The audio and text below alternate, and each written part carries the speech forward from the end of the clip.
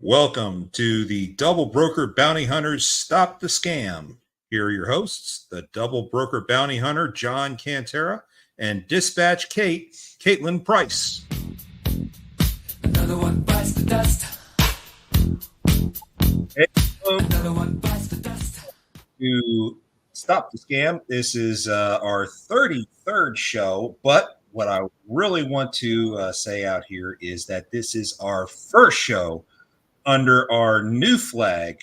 We are now officially part of the Lounge Media Group. So let's go ahead and throw up that wonderful little background here. If I can get this to go on right for everyone to see. No, all right. Well, you'll get a better view of it in a little bit. Yeah, technical difficulties. What do you want? So this is going to be our new background. We have the hosts of the Logistics Lounge with us. Pedro, Hound, how are you guys doing out there today? We're doing great, brother. Glad to have show one going, man. Hey, I am just so happy that we finally got to this point that we are finally together and part of one family, and I'm so looking forward to this. And, of course, my wonderful co-host, Kate Price. How are you doing, my dear? Wonderful. It's actually been a really good Monday. Really? Mine's been pretty damn crappy. I think it's been pretty good. So maybe I've just been having really good luck, but it's been pretty good. I think my biggest problem is because of the hurricane, and I've got 4 of my carriers are tied up and off duty this week because they are helping relief efforts right now in the Southeast. I don't know if you guys have seen the pictures out in Asheville in North Carolina. Oh my God. I have never seen anything like that. From what I understand, the only way in and out of Asheville right now is by helicopter because all the roads have been washed out from landslides and other stuff. I mean, holy cow, it is a nightmare out there. So, but that's not the only thing that's going on. Real quick, we want to go ahead and we want to get into the news. So the Lounge Media Group, of course, does news themselves back as the Logistics Lounge. So we're going to go ahead and we're going to do a little bit of news ourselves. And this is about the strike that is about to go on at U.S. ports here on the East Coast and the Gulf Coast. This is with the U.S. Maritime Alliance, otherwise known as USMX, against the ILA. That's the International Longshoremen Association. You know, I used to work in the ports, so I know a lot about how the master contract is done. But this can be a whole new ball game. I have here saying that negotiations are ongoing, but frankly, as of 5-6 days ago, there really hasn't been any discussion between either side. They've been talking about their new master contract since 2022, where the ILA has been seeking pay increases to deal with recent inflation, as well as looking for a ban on new automation that could possibly cost union jobs. That would be the automatic trucks moving containers, automated cranes, automated gates, etc. From the pay issue, which is the most visible between the two sides, you have USMX offering a 40% wage increase over the 6-year period of the upcoming contract. And the ILA is saying that that is an insult. I don't know about you, but I don't think I've ever seen 40% increase in my wages over 20 years, let alone 6. But ILA is demanding annual raises at $5 an hour over the contract period, which would end up being a 77% increase for the period. Because of the huge disparity, both sides have walked away from the table, and at midnight tonight, 12:01 a.m., the ILA is standing by to set up picket lanes between Maine and Texas, which affects 36 bulk, break bulk, and container terminals across 14 major ports here in the Gulf Coast and on the East Coast of the U.S. This is the first time that this group has been on strike since 1977. And that one lasted 44 days. That sounds about right. I don't remember how long that lasted, but it was too long. The last real discussions were back in April between these groups, and 4 days ago, the USMX did reach out to the National Labor Relations Board for assistance, accusing the ILA of not negotiating in good faith. Of course, for those who don't know, the National Labor Relations Board, when they are deciding on these kinds of issues, take 7 to 14 weeks to decide things. So don't expect the National Labor Relations Board to intervene anytime soon, certainly not before midnight tonight. Also, President Biden has been asked to weigh in on this. President Biden has also elected not to exercise his powers to stave off the strike and implement an 80-day cool down period as enabled him by federal law. So let's wait and see how this is really going to impact things. Basic impacts, according to most economists, of course, the obvious: supply chain disruptions. Those of you carriers out there on the East Coast and the Gulf Coast, there's going to be less freight out there, guys. So let's get ready to see our current freight depression get a little bit worse. Possible diversion of vessels going over to the U.S. West Coast. We are already hearing of vessels making their way over through the Panama Canal over towards Long Beach in California. The only problem is in addition to the 1 week transit between the East Coast and the West Coast, is the 4 week waiting period you're going to have to get into a port over there on the West Coast. So that's going to be at least a month lag right there. Expect inflation to go up on imported goods for everything from artificial Christmas trees to fruits and vegetables to even cars. Could be ugly. Economists also say that for every day that these ports are closed, it takes 4 to 6 days to clear up that backlog. So if this is down for, what do you say, Kate? 44 days was what happened the last time. This could literally take a couple of years to clean up the backlog of this mess. So fun times. This all starts again midnight tonight, 12:01 a.m. Ugh. Okay, so enough of the depressing news. I want to go ahead and bring up our guest. Okay, because our guest is here to talk to us about the kind of troubles they go through as a small brokerage. Now, we've talked about brokers and some of the issues they go through, but I think since these small brokers have a lot of unique perspectives out there because they don't carry around the kind of money some of the bigger brokers out there do. So I would like to go ahead and introduce our guest, Elizabeth Cordilla, and I'm hoping I pronounced that right. Elizabeth, welcome to the show. I hope I didn't butcher that. Thanks, John. No, it was almost perfect. Okay. Well, yeah, I'll take almost. I never said I was perfect at these things. I got in contact with Elizabeth last week because I was trying to book a load for one of my carriers, and she had a load posted on DAT. And I heard the very familiar ring that I hear, which is, oh, we don't work with dispatch services. However, they didn't flat out hang up the phone on me. So I was happy that at least Elizabeth called me back and talked to me before she told me no. In fact, she ended up letting us run the load, and I'm extremely grateful for that. But Elizabeth, welcome to the show. Welcome to Stop the Scam. I'm glad to have you out here. One question and one question only.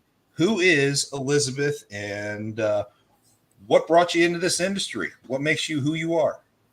Honestly, my mom had started the business back in 1996. I initially wanted nothing to do with it. I went into fashion in college, actually. So I graduated from Ohio University with a degree in fashion. I interned in New York that year before, and ultimately realized that it was very difficult to make any money in that industry. And my mom kind of looped me into this. She'd wanted me to work with her, and eventually I gave in and I was living in Chicago at the time, so we have a lot of customers based out of Chicago, so it made a lot of sense to start seeing and calling on those customers. Okay. Fair enough. Yeah. You do realize, especially coming out of Chicago, once you're in this business, there is no getting out. No, I realized that very quickly. So yeah, there's not much getting out of it. But I like it. I do like it. I like for the most part, I like all the good parts about it. I like interacting with the drivers, the carriers, the customers, as a whole. I mean, it hasn't even been up until the last few years, I feel like, is when we've really started to see a lot of the brokering issues that we are. But So, what kind of issues have you been facing? just a lot of scams. Everything from double brokering. That's originally why we had a DAT account years ago, and it wasn't. Truck Stop always seemed to work better at the time. So the reason I actually renewed the account with DAT was because I was finding that every time I was posting something on Truck Stop, it was being booked by the other carrier on DAT. So they weren't posting it again on Truck Stop, obviously, seeing that there's a higher chance that you're going to notice that.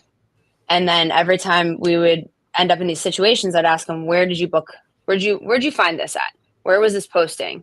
And it always came back to DAT. So signed up for an account again. Now, every time I post something, I post it on both. It hasn't stopped it, but it definitely reduced the number of attempts there were. Okay. Now, as a small brokerage, you really don't get to get in and get all the bells and whistles that some of the larger ones do. Do you use anything like RMIS or MCP or any of those others?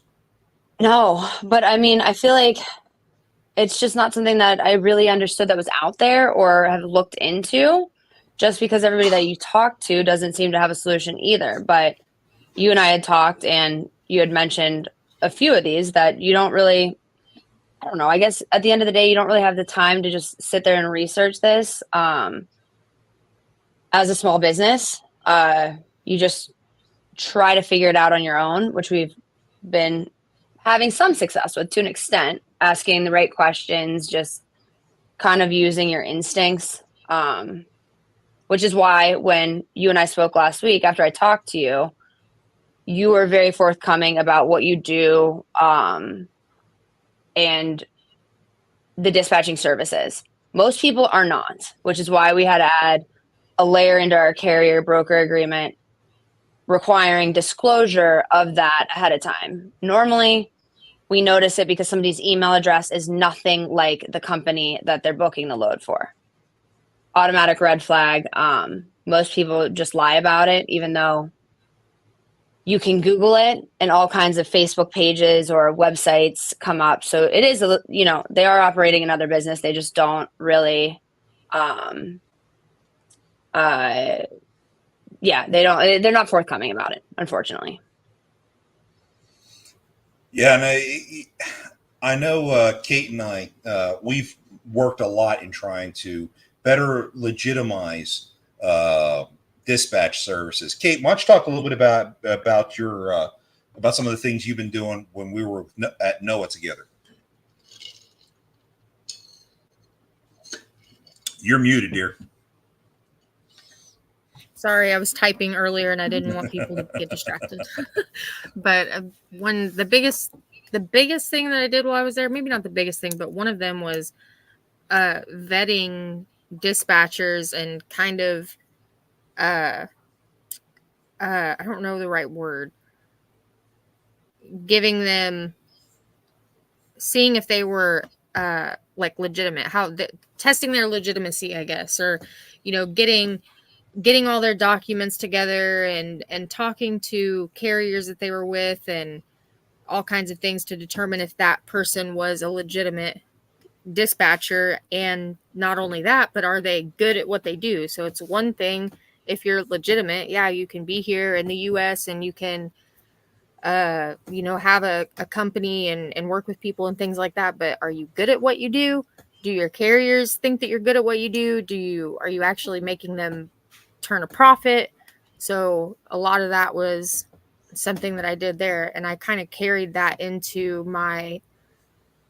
the website that I have now, it's dispatch-verify.org, and that has legitimate dispatchers that I personally know that are listed in there. I've read their contracts. I've talked to people that they work with. I know that they can hold their weight and they're good people. So it's a free website, open to the public. It's meant for carriers to be able to go on there if they need a dispatcher and find somebody that's not going to steal their information or, run off with all their things. Or, I mean, it's meant to be a safe place for people to network with others that are good at what they do and Now, legitimate. I'm sorry to say that is a very short list. The number of dispatch services that are on it. Because one of the things that she does is she also evaluates them based on FMCSA regulations that came out last year governing dispatch services. And, she's imposed that into what was it? Your code of ethics? Is that what you called it? And that's available, viewable on the website too. You can say like, click here to view our ethics. I don't know exactly what it says, but basically on the dispatcher page, you can see what our dispatchers are agreeing to when they, I don't want to say partner, but when they're approved to be listed on that site, you can see what they're agreeing to. And so, I know I'm kind of throwing out, Elizabeth, the whole thing about dispatch services. I know I kind of hit you with it. No, no, it's okay. But, to any broker's point who doesn't like working with dispatch services, you got every right in the world to feel that way. We know there are a ton out there that are crap. And Kate and I have devoted ourselves in trying to hunt these guys down and call them out for the crap that they do, because they give people like Kate and I a real bad name. And Absolutely. I don't know about you, Kate, but I'm sick and tired of this crap. Yeah, I mean, it's embarrassing to even say. When I started doing this, I had no idea at all that there was such a bad taste for dispatchers. No idea. And once it all started to come out and I started to hear about it, I'm like kind of embarrassed to be in the same realm of like stuff. I don't know. It's just, it's sad. It makes you not want to identify that way or something, just, I don't know. I think that the term dispatcher isn't necessarily my issue. It again goes back to dispatching services, but when this, I feel like, really took a turn was after COVID. Like in the last 4 years is when this has become like an increasing problem. Yes. I don't know why. I mean, you would have, every year or every 6 months or something, you would come across like, I don't know, a crappy dispatcher, somebody that is not handling it the way they're expected to. But it was honestly after COVID. I mean, I would say 2022 is when this has become the biggest problem for me personally, at least. And what has caused that has been everything from these dispatch services going after your customers, because technically you're not signing a contract with them, you're signing a contract with the carrier, which they have no is contractually a what's the term I'm looking for? Like an extension of the carrier. So when we sign something, we're signing that on a power of attorney basis for the carrier. So we are. You guys can, but most of these dispatch services do not have that ability to do that. They go out and they find the load, then they send it to the owner, operator, or the carrier, or the small carrier, and they're the ones that legally have to sign the contract. So that's where my concern comes in, is that I'll have customers calling me, asking me, who is this person and how did they get my email address, or how are they reaching out to me? Yeah. And so that's what's really pushed me away from that in the first place. Is, the ability, they can't sign the contract. A lot of these companies, they just get paid a fee for finding the freight, but then they're technically able to go after any customer, solicit any customer of yours without any repercussions. But we also have to do that. There's also that clause in that FMCSA thing, you know, that we can't do that as a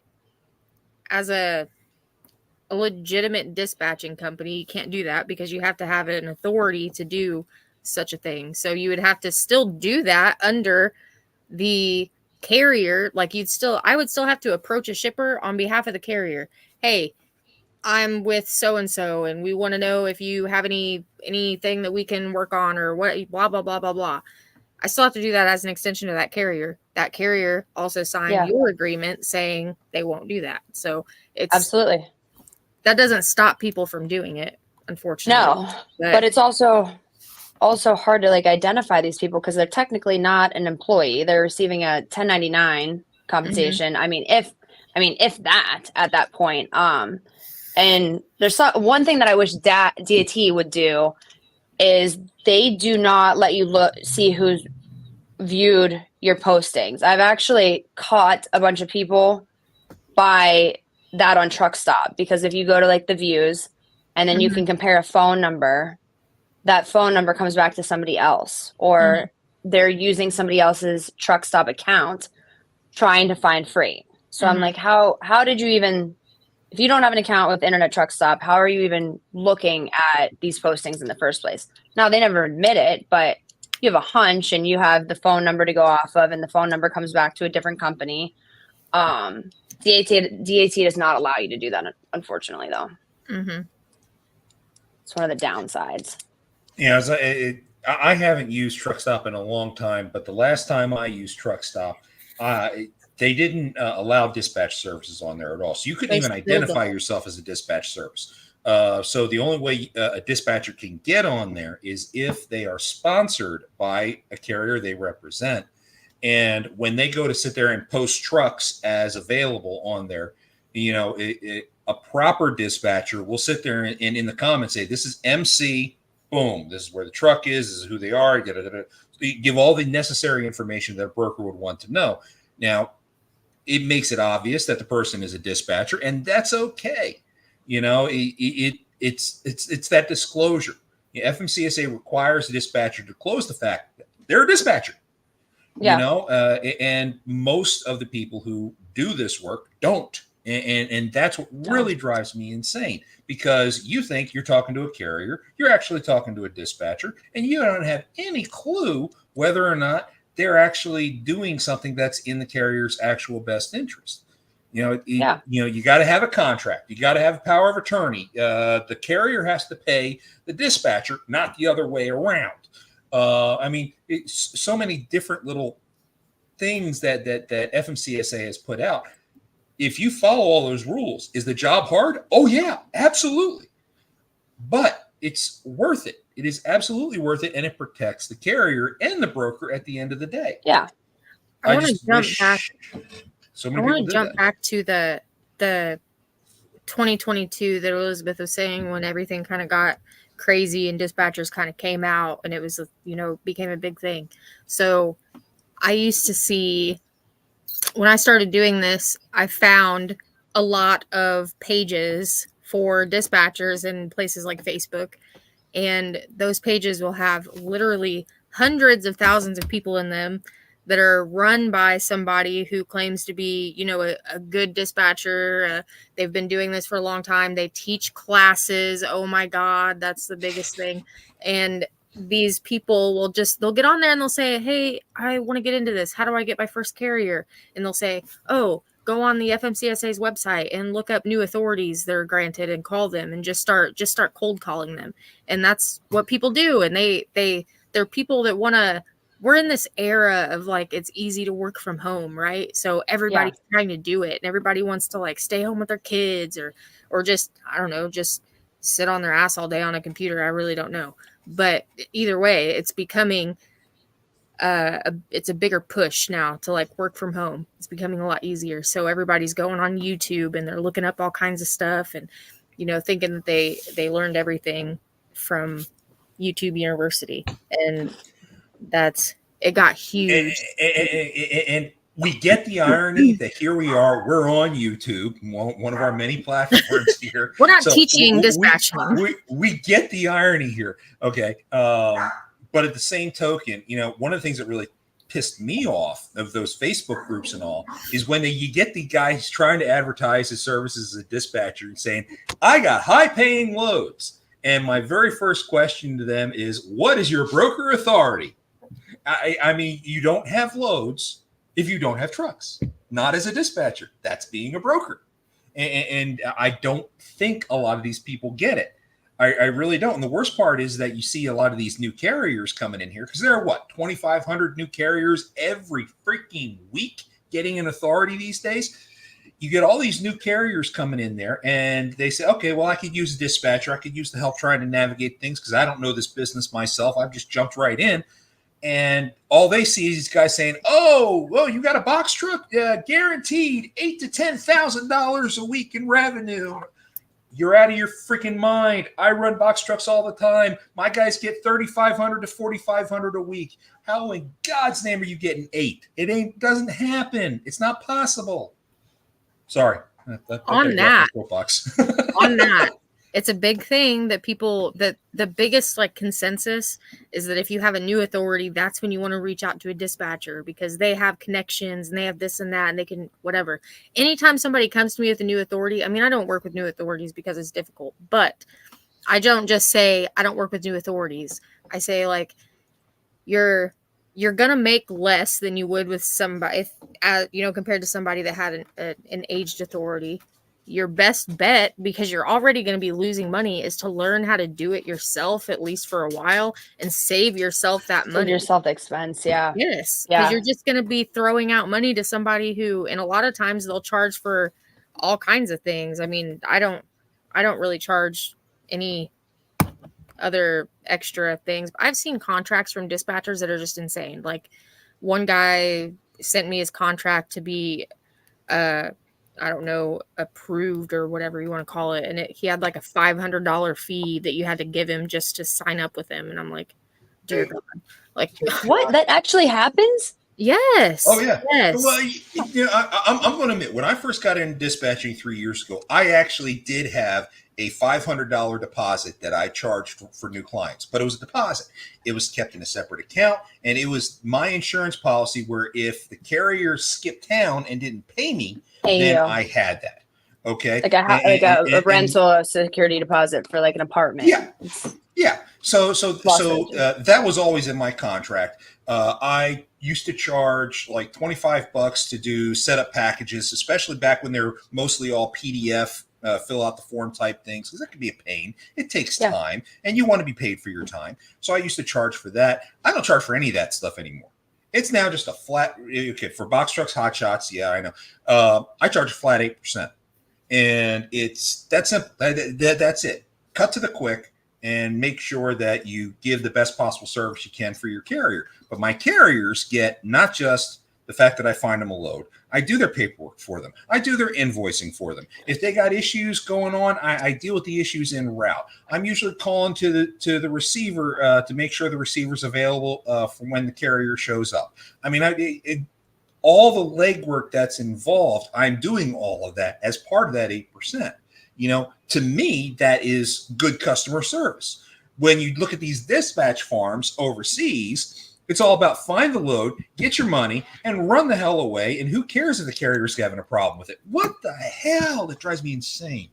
I'm sorry. Yeah. I'm going to get back off my soapbox again. If I may interject, John, Elizabeth, Fire away. I'm a broker as well, so don't worry. You're not going to get bombarded by just dispatchers today. So I got your back, girl. I got your back. Appreciate it. I appreciate it. So John, you and Kate know, and other people that watch the Hunter and I show, the Logistics Lounge, man. I see the place for dispatchers, just like I see a place for brokers. Really, honestly, the only place that I don't see for anyone in this industry is fucking lumpers.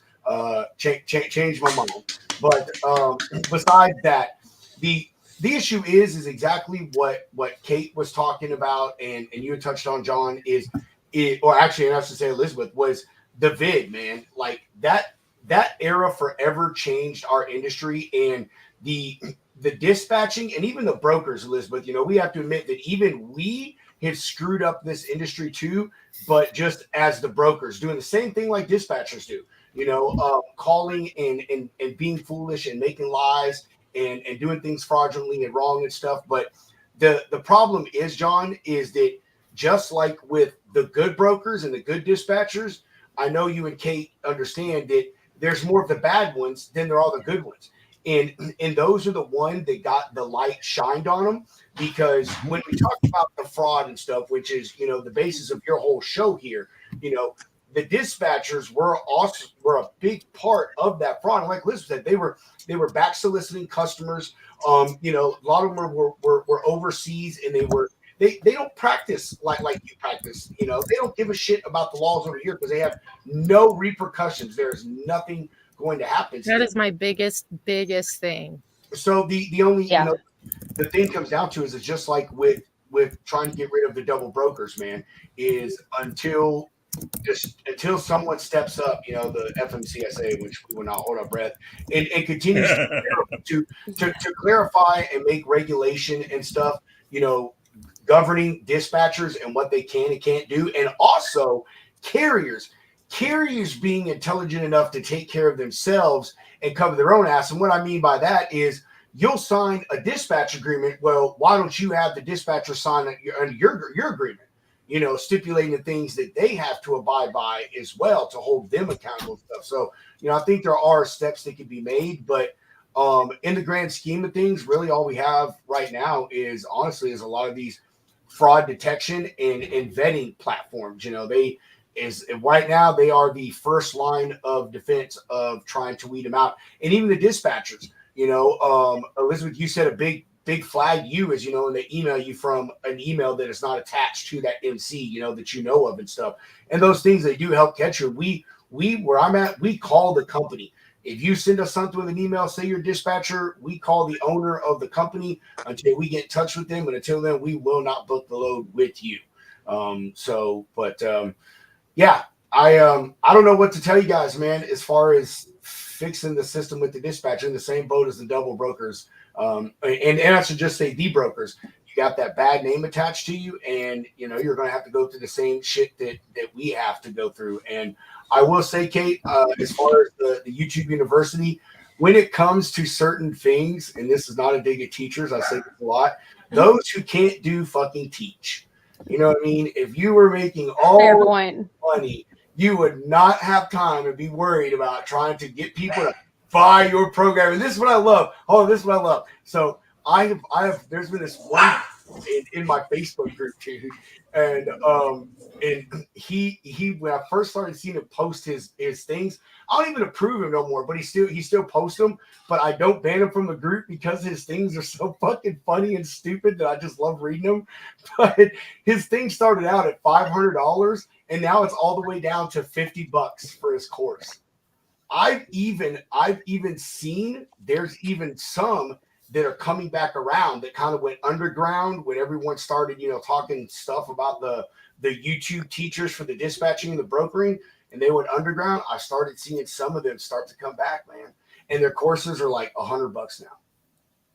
But they're going to teach how to make minutes. I don't understand what these courses entail. What is it, like a 4-hour course? Is this like a 2-week course? I went through an 18-year course. I don't know. I don't understand. I've never even heard I of did these. school hard knocks. I've had someone come. So I had a girl that came to me that wanted. So we also have like a group. So there's a group of us. We're independent dispatchers, but we're all part of this group of dispatchers that we all work together and blah blah blah blah blah. It's a conversation for another day. So somebody came to me and wanted to be part of that group. So I'm like, okay, perfect. Like, I'm definitely willing to have you. I want to see your contract. I'll help you make a contract. If you don't have one, I'll help you get started or whatever. But I want you to work with me. Like, I want you to be here working with me. If you're going to work under the guise of my group, then I want to see what you're doing. And I want to be able to help you and do whatever I need to do that. So she came on a Zoom with me for like a couple of days. And we were just like, I'm just doing my normal thing. And I didn't charge her anything. Like, she's she's going to be working with my group. It's not something I charge her for. She's like, oh my God, I've learned more, in one day of just being on a Zoom call that I did in the course that I took that I spent however many dollars on. Like, I don't know what they teach in those things. I don't know what they show because I've never seen one, but I can imagine it's probably not really a whole lot of related necessary things. Don, we should do like one of those 60 minutes investigates and send kids undercover with like we should pay for you to take one of those courses. Yes, absolutely. Yes, pay for Kate to take one. She could be our inside course. Yeah. Okay. Pedro, I'm going to submit my first funds requisition for the Lounge Media Group to pay for me to take one of those courses. We will record it and we will have all sorts of fun with this thing. That sounds like fun. We could find a way to set up a camera and live stream their live stream and get people commenting live time about this. Dude, I'm surprised somebody hasn't done that yet. I'll change my name to Stone Phillips and we'll get that on the air. That doesn't sound like a bad idea, honestly. And there's somebody in particular that I know of that does this. I don't know them personally, but I see their posts all the freaking time. And they're one of those people that has a group of like 100,000 people. And that would be pretty funny. That would be pretty funny. Yeah. Facebook group. Yeah, you should 100,000 people. For teaching them how to dispatch? Yes. Oh, that's insane. And these people are like, oh, yeah, how do I get started? Oh, just call everybody on the FMCSA list, like new authorities, blah, blah, blah. Like, dude, you're going to give yourself a bad name right out the gate because you're not going to be able to get them loads and then they're going to go tell everybody. Like, what? Oh my gosh, it's like that old, like, what was that makeup company back in the day where they'd sink you in, you'd have to buy all the product and they'd teach you how to, Mary Kay or whatever. Reminds me of something like that. I think that's still there, but yeah, the old pyramid scheme. It probably is, but people end up like sinking like this money into it, and they come out with nothing. They literally come out with nothing because I don't know. I don't know if I have the time to do that. I would have to like pre-book all of my trucks for like 3 days straight so that I can literally not have to do anything, and then I can do it. Then I can take a day. Wait, Kate, you had said that those companies tell you to call on the new carriers. Do they do that just because those people will have less success because of their new authority to be able to work with other? They know that those people are struggling, and they probably just so on the carrier side, it's kind of a similar situation. A bunch of people during COVID, especially in hot shots and box trucks and Sprinter vans, they're like, oh, I have good credit. I can go get a truck and trailer and I can just drive and whatever, and it's an easy thing, right? So a whole bunch of people went out and did that, had no freaking clue what they were doing.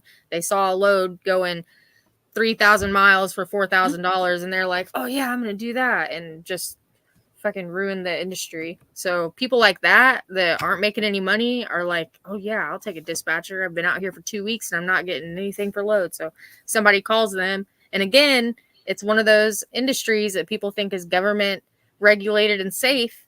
So they're like, oh, a dispatcher? Yeah, I need one of those. I can't get any loads on my own. And then boom.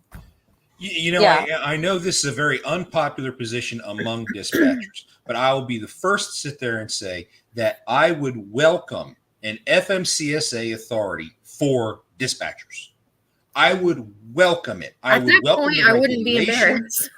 I would welcome the regulation. I don't like that. No, I gotta stop you there, man. Now we're going to complicate shit, add more hands in the pot with MC. Dude, we can barely keep track and control just brokers and fucking carriers having authorities and MCs. And now you want to allow, a couple 100,000 more people to legally do it? Oh, yeah, man. Oh, man. No, I'm sorry, John. I don't know. Hey, that's not all of it, though. Not just like, oh, yeah, let's give everybody an authority, just like they do carriers. The Motor Carrier Act in 1980, like, oh, anybody that's able to get an authority can. It doesn't matter if you live here in Zimbabwe. It's not like that. I mean, it would have to be done correctly. Like, you have to be based here. You have to prove, send in your documents for your formation of your company or whatever. People living in Serbia getting broker and carrier MCs doing that every fucking day, proving they live here. Yeah. But there's a never way said to the system prove was you live perfect. here without, like, anybody can use a virtual address. Stop with the virtual But address. see now, but also though, Kate, like, okay, now we already have an issue with if you call me a broker and you're a carrier and I run your stuff and I see that you have a broker MC, huge red flag. And so now Yes. we have tons of carriers and brokers both, getting the other type of MC to grow their business or do whatever and stuff. And now we'll throw in another one that will be for a dispatcher. And now, do we know what those rules may be and what they could allow to be do as far as approach customers? No, we don't. But my point is now we're giving them a third option to be able to open up a legitimate company and throw their hat in the ring and fuck more stuff up. You know what I mean? And I'm not saying you guys, again, like, I know plenty of dispatchers that are honest. I mean, that do this right. They've been doing it for years. And I have a good friend, Sam May. He teaches a dispatch course. His is the only one that I recommend to people. And it's cheap. It's been $50. It was 50, or I think it's $100 maybe.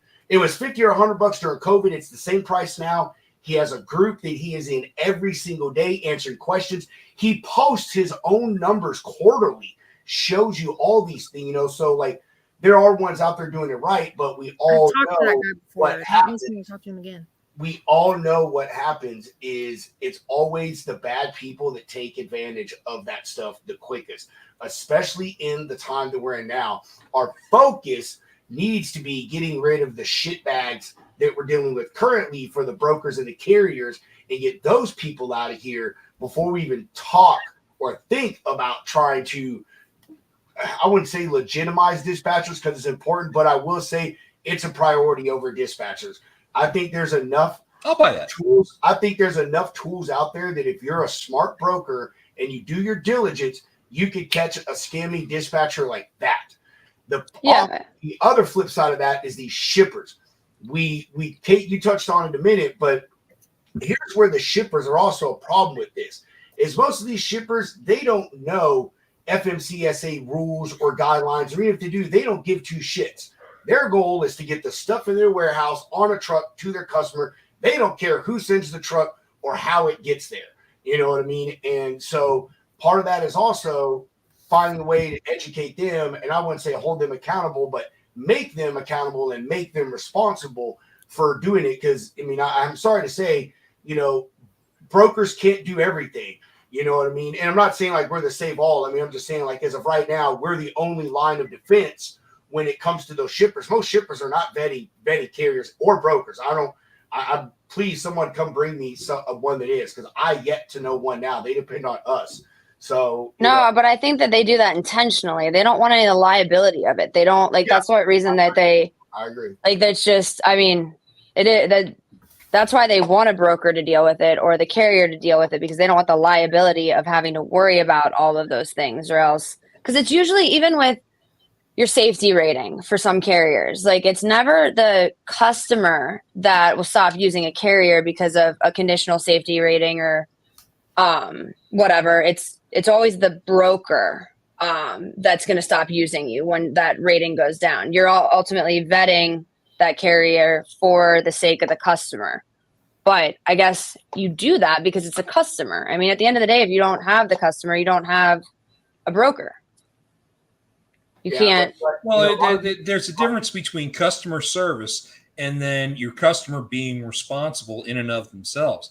I've been saying all along, ever since the double brokering really got bad back in 2002 or 2022.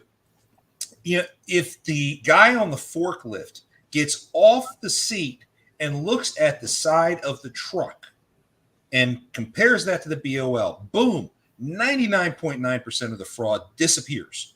So that's an issue right there, though. Like us specifically, I don't have a single customer that puts the broker or puts the carrier that the load's brokered to on the bill of lading. The safest way for us is that whoever, like John, say you booked the load last week, the safest way is for your whoever you booked it for, your driver, to look on that bill of lading, and if it doesn't say our name, then it's been double brokered. That's what we do on our side. Yeah. Yeah, like that's because our customers just don't want to deal with that. Don't want us to tell them everything, especially because I'm in flatbeds. A lot of our stuff is like heavy, oversized, permit load. Like it would just be very difficult for them to do that and verify that each time. Not to mention, I don't think they want the responsibility of that, because if I'm sending in 10 trucks all going to different places, the customer's not going to, or the shipper's not going to want to look at it and be like, okay, is this the right truck that she told me? Is this the right truck? But that would also prevent theft. I mean, a lot of stuff is just stolen anymore. You know, all the loads that we see that say they're supposed to go to Florida and they're really going to California or whatever. I mean, they also don't want their stuff to be stolen. So, I mean, Yeah. Elizabeth, I hear what you're saying. I really do hear what you're saying. One of the good things about what I've been through in my Not life, to is I've mention, been one other thing is the payment issue. Yeah, They can't put, our customers in particular can't put a name on that bill of lading unless they're set up as a vendor. So like your truck last week, they couldn't put that carrier's name on the bill of lading because they're not an authorized, like they're not an approved vendor of theirs. So that name has to be something that's already approved in the system and they can generate. there's got to be like a note section. I'm sure, Well, I mean, maybe. when I was running a heavy aluminum warehouse back in Savannah some time ago, we were also a foreign trade zone.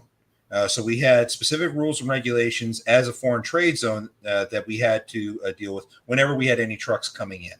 And it took no extra time whatsoever to sign the driver in, get a copy of their driver's license. And then as soon as we loaded it, we were required to take a picture of the cargo with the picture of the truck and the information clearly visible on the side of the truck. And it was all a security measure that for my company, that was what we were required to do. And we never once, in the 4 years that I ran that site, never once did a cargo disappear.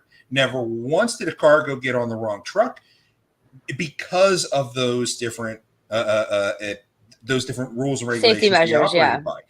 As if the rest of the 3PLs and warehouses and all out there would put together something similar, I can tell you we can nip this fraud shit in the bud. I mean, 99.9%. That comes down to education, and people just don't know. You don't know what they don't know. The shipper doesn't. They don't know. They're working in warehousing. They don't know anything really about transportation and logistics. I was in shipping before I did this, and we don't know. We don't know. I would have never thought that somebody would come in and like steal our freight or something. Like it just was never. I don't know. Would have never thought about it. So they just don't know. Yeah. And I there's give my right arm for them to learn. John, there's something else that like I don't think people are even considering in this in the double brokering section of this. Is you and I talked about this last week. Is there's what I call like morally corrupt double brokers and people that are operating from an ethical standpoint in the sense that they have every intention of paying that carrier they've double brokered to in the long run. Like this has happened to me. I've actually only ended up on that side of it where I'll broker something to who I think the carrier is for say $2,000. And then they double broker it for $1,600 to the carrier that's actually picking it up. So they have every intention of paying that carrier the money that they agreed to. They're not the person that's saying, oh, I'm going to pay you $2,400 when they know they're only collecting $2,000 and they can never do that. There's a lot of those people out there, and those are the hardest ones to catch doing this. The most recent one that I caught doing this, they've been in business for 4 years, and they're still in business. Yeah, I will agree. They are difficult to catch, and they're only difficult to catch because no one's complaining about it because they are following through with what they're claiming that they're following through. And that is how these scammers have seeded themselves through the industry early on. And it's just evolved today. Now, I'm actually surprised to hear that there are still double brokers out there skimming off the top like that. Because most of them have evolved into the steal the entire freight bill type model. I'm pleasantly surprised actually to hear that. But Yeah, at the I mean, same it's not token, good. It's still, it's not illegal. good. No, It's still double brokering. It's illegal Exactly. brokering, which is a $10,000 fine if you're caught. Is that really worth trying to get that extra $200 in your pocket? Is it really worth that $10,000 if you get caught? And oh, by the way, if you're U.S. based, you know, you might actually draw the attention of FMCSA, and they may actually come after your tail. You know, unlike somebody sitting in Pakistan or Eastern Europe, where there's no non-extradition treaties out there. You know. Yeah, and I don't know who they're like in those circumstances. The rate that I was paying them, which was better than what they were double brokering it for, was still like, I mean, it wasn't an awesome, it was a good rate, but it wasn't something where I could imagine that they're taking a $500 profit off of it. Like, I can't figure out who they're then double brokering it to that's taking that low of a rate. So that might go back to Kate's point of them, these dispatchers, and they're finding newer companies that they know it's going to be harder for them to get loaded with other freight. They have to take lower paying freight in order to, you know, get somebody to use them because they don't have the history. They don't have the years behind their MC number. That's the only thing that makes sense. While we're on this point, I want to bring something up. So we actually had a, I don't want to really throw out the broker's name out there, but this is a broker. This is a very big broker that's been in business for a very long time. And I bet if I said them, everybody would be like, oh yeah, I know exactly who you're talking about. So we ran a load for this broker. This was 628. We booked it for $950, and it was, I believe it was a partial. It may not, well, no, it may have been a full load. Either way, whatever. The rate was fine. The rate was like totally agreeable for whatever we were running it for. So $950 is what we booked it for. Well, the carrier was given the RXO rate confirmation as a bill of lading. And so we were like, holy shit. RXO paid this brokerage $1,600 to move this load. And we were just like disgusted that they only gave it. What does that margin even come out to? You said $950 and $1,600? Yes. It's about 35, 36. But it was already they're keeping 40% of that. Yeah, that's so it was already brokered from RXO to I almost said it, this person, and then they rebrokered it to us. So, but I was like, holy crap, we've worked with these people a lot, never had an issue with them. They're a great broker. But in any instance like that, I personally, I guess from like an ethical standpoint, I always call the original broker. And I'm like, hey, you should. The information that we were given, I want to make sure that it was actually given to XYZ person and that you're aware that we have it now on XYZ's company's truck.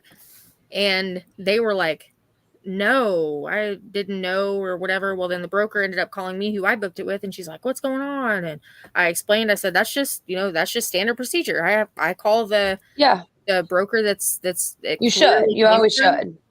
And she was like, no, we have an account with, we're like a secondary account thing or whatever. I don't know. It was a whole weird thing. And I was very, even our factoring company got into it. They're like, why the hell do we have an RXO rate confirmation as a bill of lading along with the rate confirmation from the broker that it was given to, whatever. But it was freaking weird. And it really, really put a, that brings up the whole co-brokering thing. I mean, yes. What the hell is up with co-brokering? I personally think it's just legalized double brokering. I mean, what is that? What is co-bro? What do you even? I'll take. I like this conversation. Can I take this, John? Go, please. I'm on both sides of it. So, I am for, but not for co-brokering. Here's what I mean. Co-brokering is legal. But everyone in the transaction has to be aware of the other broker in play in the transaction. So, but wait, what is co-brokering to begin with? Like, what is that? Okay. Co-brokering is basically double brokering, but it's legal. It is legal by FMCSA. It is you, Elizabeth, have a load from whatever that you cannot move. I say, hey, I have a truck that can get this right now. Here's my rate. You pay it for me. We signed a co-brokering agreement that is Okay. a binding document. So yeah, it's the legal way to go by it. Here's where I'm not for it.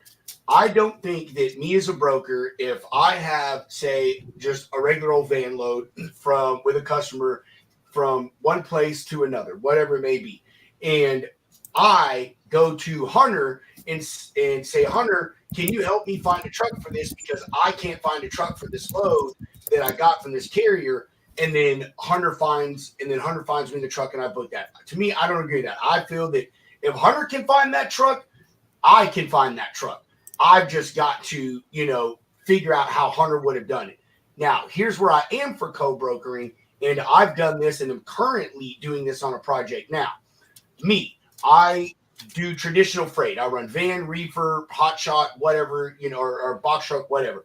I find a customer that, matter of fact, right now, I have a customer that needs some bulk stuff done. He does something else primarily, but this is my into him, is if I can help him with these bulk loads, he'll let me mess with his main freight. So I found a broker that all they deal with is bulk stuff. This is their bread and butter. That's what they fucking do. And the guy said, yeah, man, I can get it for you. He said, dude, the price is fair with me. I know a truck that will do it for that price, and he's going to help me get these loads done. And Yeah, that's great. yeah, in that sense, I agree, because I think that's what co-brokering is for. It is for me as a broker who has a customer that does something else, but they say, hey, could you also help me with this? And I'm like, no, but I know this lady Elizabeth, Yeah. that is right up her alley. She could help me out, help you out. And, and now ultimately, do I know, would that business probably fall to Elizabeth? Yeah, that's fine. But I still helped my customer out, and I helped Elizabeth out, and we did it legally. So there's But it doesn't have to. I feel like that could go a long way as long as there people still respect loyalty and everything in the industry. I think that could be extremely beneficial. Yeah. So I mean, It can be, but there are also rules as to how co-brokering is supposed to be done. What bothers me is when brokers say, "Oh, I'm co-brokering with this person," and they're not. Co-brokering requires a contract. There must be a contract between both the brokers. And oh, by the way, they must be willing to demonstrate that they have that contract to somebody who's a party to the transaction who is asking about it. Okay, so if a carrier sits there and says, oh, I'm looking at an RXO BOL, but I'm talking to broker XYZ. Broker XYZ, do you have a co-broker agreement with RXO? Yes, I do. Can you please send it to me real quick? They should say, yeah, sure, here you go. Boom, done. And everything's good. They have to have the agreement. There has to be a negotiated rate between the two brokers, and the margin is shared between the two brokers. It's not the second broker takes an additional chunk of margin off of the carrier. It's split in half, yeah. Little rules like that are part of the co-brokering game. And like anything else, it's more the wild, wild west. Nobody at FMCSA is really paying much attention to this. So some people do it right. Some people don't do it at all. They just say it's been co-brokered. And this just happened to us last week, except they never disclosed this to us until after the fact. And they were requesting a rate confirmation redone in the other co-broker's name. So there that has to be disclosed. It has to be everyone has to know it's been co-brokered from the beginning in order for it to be right. And I would want to know what steps my co-broker takes to verify who they're using, or what kind of contract they have, or making sure that their insurance is up to the little things that I know that we do. I would want to make sure that the co-broker also does that. But Kate, is that what happened in your situation? Did they co-broker it? That's what so there's also a really fine line that we have to kind of walk with these kinds of situations. So if it's a broker, if this was a broker that was very small, or I've never heard of before, or I've never worked with before, I really wouldn't care about just going back to RXO and saying, no, we're not fine with this. We need to, see XYZ and we need to go straight through you and everything. But you get, and this is from a dispatcher standpoint. If I were a carrier, I would do things differently. But we have the ability to kind of like detriment somebody's company. So if I pushed back at this one broker and said, no, we're not doing this, and they went on and blacklisted us or whatever, it's a pretty big broker, then that's one less person that my client can work with or whatever. So I just kind of went through all the different valleys and avenues and explored and talked to everybody or whatever. So everybody knew when it was all said and done what had happened. But it's now, when RXO gave it to the person, whoever they gave it to broker, like whether they gave it to a broker, right? Yes. Okay. Was that the same person that you got it from, or was there a second? Okay.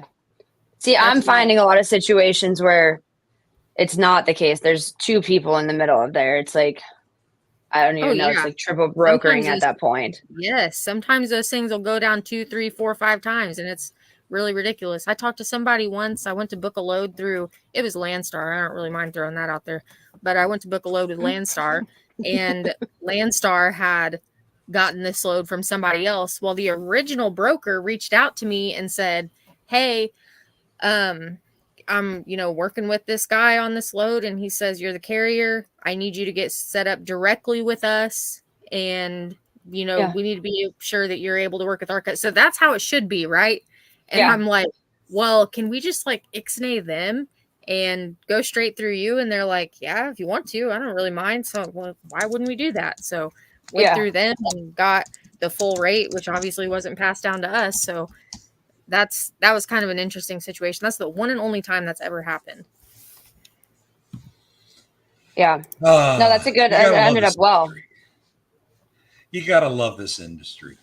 I don't want to cut off a productive dialogue, but we are coming up towards the top of the hour. So we do need to go ahead and try to start wrapping this up. Elizabeth, you first. Any final thoughts, anything that you want to get out there, any frustrations you want to express? I mean, I think we covered a lot of it. I feel like I not only was able to express a lot of things, but I've actually walked away from this learning some things that I didn't really know and a different perspective from other people. Because like I said, it's not just dispatchers. I don't have a problem with dispatchers per se. It's just the bad seeds that gave the rest of them a bad name, unfortunately. And I hate to see the little guy get screwed at the end of the day. Like your smaller carriers or your small owner operators, because it's just not fair to them. And I feel like they're the ones getting taken advantage of in this situation. Because like I told you before, we have our own owner operators that work for us as well through Lone Wolf Freight Systems. So I look at it from both perspectives. Absolutely agree with that. 100%. 100%. And I'm glad you were able to learn something from here. And I hope other brokers and carriers can understand, guys, we can learn from each other. It is not an us versus them type mentality. Please stop treating it that way. We have to work together to make this industry function the way it's supposed to function. And we used to go off of like the newer companies, like who's a new company, not using them if they haven't been in business for X amount of time. But as I'm finding now, that's like, I mean, you can't even go off of that anymore, because at the end of the day, there's some really good owner operators out there who have stopped working for, a company, went out and bought their own truck, and they're just trying to make a good living for them and their family. And some of those guys are super reliable, but because they've only been in business for 3 months or 6 months, there's a lot of skepticism because of the bad seeds. Absolutely. Glad that you see that. And I know we talked last week, and I know you already feel that way, but I just wish more brokers felt the way you did on that. But that's me. What did you say, That's Kate? me. I said, seeing things our way. Yeah, no, there's a lot of small owner operators out there. And honestly, a lot of those single man operations or 3 truck operations are the most reliable sometimes. Absolutely. Okay, my friends from the Logistics Lounge, Hound, you got anything to chime in about? We barely heard you all day. Oh man, I was just listening. I don't know a whole lot from the dispatch side, but I mean, it is just like the double brokering thing. I mean, just do your homework, talk to the people, have conversations. Like, there's obviously some shitheads out there more than we'd like to admit, but there's definitely some good people out there, like you, John, and Kate, and just have conversations and Pick learn. up the phone. Yeah, pick up the phone and talk to people, man. Like that's been my biggest thing. If they can't pick up the phone and talk to me, or they can't, Wait, we're supposed to talk on these things? I thought this was for playing games where we slice fruit. Yeah. Yeah. I mean, it's crazy though. Yeah. I mean, I feel like a lot of people are just so driven towards, I get an email from this carrier, the rate's good, so let me just book it. No, that's not going to work out for you most of the time. That's when you get scammed. So same with dispatch and same with brokers. I mean, you guys as dispatchers working with brokers, I'm sure there's a lot of obstacles to hop through. So it's all relative in the freight world. Always. Pedro, what you got, Pedro? I got nothing, man. I think I said what I need to say. Elizabeth, it was a pleasure meeting you, and it was nice talking to you. And Absolutely, you I'm as glad well. that you were able to offer some additional insight and hopefully enlighten you a little bit. And I mean, I feel you from one broker to another. I mean, we're all out there like dealing with these type of things, whether it be double brokering or the scamming dispatchers or whatever it may be. So we're all in the fight, and all I can say is we just got to keep at it. But I will tell you this, I will give you this is, I mean, if you don't have some type of vetting system or whatever, then I recommend it. I mean, there's plenty of them out there. One of the Is there one that you recommend first and foremost? I would say, and this is not just because they're a sponsor on our show, but this is Freight Validate. It is Freight Validate for the vetting, and then My Carrier Portal, which used to be My Carrier Packet. Like they're really good as far as like the setup stuff. But for the vetting, Freight Validate. We know the owner. He is an extremely good guy, and his only mission is to try to curtail the fraud and stuff in this industry. I mean, he talks to people at the FMCSA and they listen. So let that. I feel like I should take these, handful of companies that I can say with 100% certainty that they've double brokered the load and run them through this and see if they pass. Well, it'd be an interesting way of looking at it, just because I know that they were just skimming off it. Like they had every intention of paying that carrier. They just got caught. Yeah. And they've been in business for anywhere from 4 to 6 years, honestly. Yeah. People like that should be gone. Should be gone. Yeah. And we're supposed to be reporting them to FMCSA. We're supposed to be reporting them to the Office of the Inspector General at DOT. The only problem is that DOT's got an 18-month backlog of scumbags that they have to investigate. So good freaking luck. Yeah. Kate, any final words on your side? Honestly, I think a part 2 would be really cool. You want to do a part 2 on this one? Yeah, this is something we can go on about for a long time. I will wholeheartedly agree with that. I'd like to hear Elizabeth again talk about. I mean, her mom's been doing this for a while, and she's been in a while. I'd like to hear some of the things that they dealt with before COVID, and some of the things they deal with now, like as a smaller brokerage, and the struggles and stuff that they go through besides the dispatcher stuff. I mean, Elizabeth, Yeah. you don't run into people very often that have been in the brokerage business for over 5 years, much less 30. You know what I mean? So Yeah. And she had, that's why she set it up the way she did. All I know is she was advised to set up that way, separate the two companies back in the day with her own owner operators and the broker services. But yeah, that she's been not sure what made her go into it, but just one day she decided, hey, I want to do this. And my dad said, okay. Is she still working with you? Yeah, she's pulled back a lot over the years, just as like she's, stepped away a little bit. But yeah, she's still here pretty much every day. we need to get you both back on here. I'm I sure think she would that'd be a very interesting thing to do. So we'll work on penciling that in here in the next few weeks and do Kate's part 2. I think that's going to be a good one. In the meantime, folks, we are running out of time, so we're going to go ahead and wrap this thing up. Please remember that to like and subscribe on YouTube, X, Reddit, wherever you are watching us. Please be sure you do that. If you ever have any issues or challenges in the industry dealing with these scumbags, you can always reach myself at jcantera at vigilanttransport.com or get Kate at kprice.rockdovefs.com. We are live every Monday, 5 p.m. Central on your favorite platform. So don't be afraid to check us out.